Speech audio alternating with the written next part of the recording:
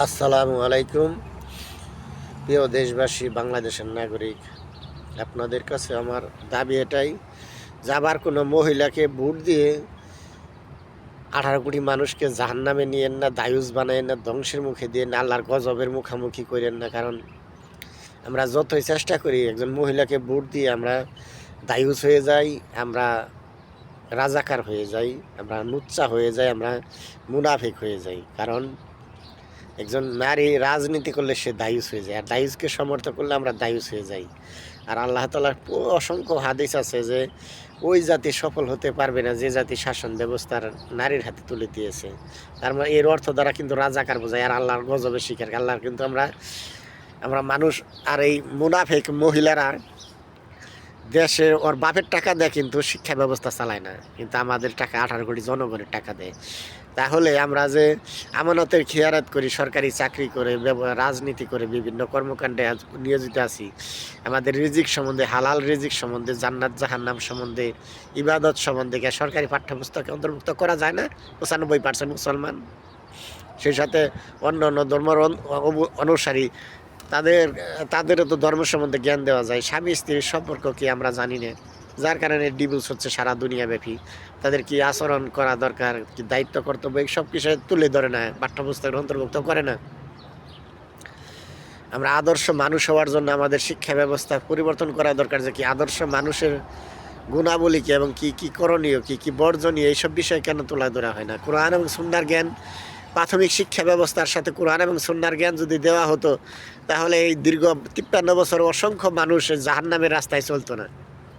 কারণ এই শিক্ষা ব্যবস্থায় আমাদের শিক্ষা দেওয়া হয় না যে অপরাধগুলো বাংলার জমিনে 53 বছর যাবৎ হচ্ছে, এর তো দুইটা কারণ। একটা হলো শিক্ষা ব্যবস্থায় সেগুলো তুলে না ধরা, আর একটা হচ্ছে অপরাধের কোনো শাস্তি না দেওয়া। শাস্তি দিলে বোঝা যাইতো যে এটা অপরাধ, আমরা এই পাপটা করার চিন্তাই করতাম না। আর সকল প্রকার পাপ বাড়ছে, অপরাধ বাড়ছে, এই দুইটা কারণে আমরা এই ক্ষুদ্র জ্ঞানে বুঝি। একটা হলো শাসন ব্যবস্থা, একটা শিক্ষা ব্যবস্থা, এই দুটাই তো সরকারের হাতে।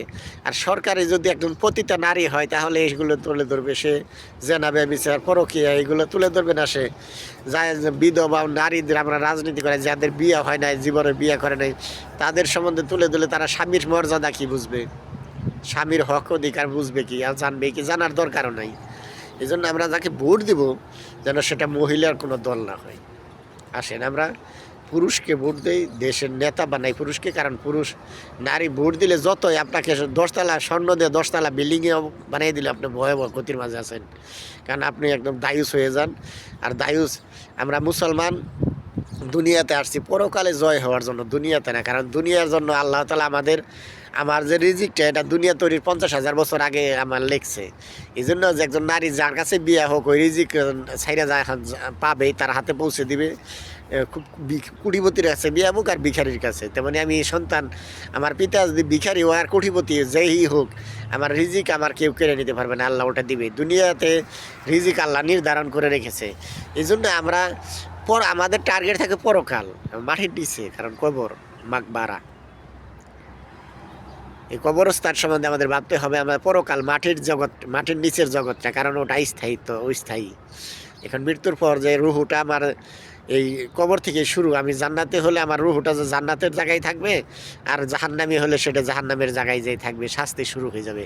কারণ দুনিয়ার তৈরির শুরু থেকে যে মারা গেছে সে জান্নাতি হলে তার জান্নাতেই আছে, আর যে জাহান্নামি হলে সে তার তখন থেকেই তার আত্মার রুহুর শাস্তি হয়ে যাচ্ছে। ঠিক তেমনই আমাদের পরবর্তী বংশধর যেন জাহান্নামী না হয়, এবং আমাদের পূর্ববর্তী বংশধর যারা দুনিয়া থেকে চলে গিয়েছে তাদের জন্য এমন কিছু করি যেন তাদের আমলনামায় সওয়াব পৌঁছে, এবং আমাদের বর্তমান যারা আছে তারা যেন সঠিক পথে চলে, এবং আমাদের পরবর্তী বংশধরের জন্য এমনই এক শিক্ষা ব্যবস্থা, শাসন ব্যবস্থা রেখে যায় যেন আমাদের মতো পাপী অপরাধী না হয়, আমাদের মতো বেউকুফ না হয়। এই শিক্ষা ব্যবস্থা এমন, শাসন ব্যবস্থা এমনই পরিবর্তন করতে হবে, তারা ধর্মের জ্ঞান এবং সাধারণ জ্ঞানের সাথে সাথে দুটোই সমন্বয়ে শিক্ষা গ্রহণ করে আদর্শ মানুষ হিসাবে গড়ে উঠবে। এটাই আমার স্বপ্ন, আশা, এবং আমার এই স্বপ্ন আশা আমার মানব কল্যাণমূলক স্বপ্ন এবং আশা। এটাকে বাস্তবায়নের জন্য আপনাদের সকলের প্রচেষ্টা এবং দোয়া প্রার্থী, জানি আমি এর জন্য কাজ করতে পারি। সকলে দোয়া করবে। আজকের মতো বিদায় দিচ্ছি। আসসালামু আলাইকুম।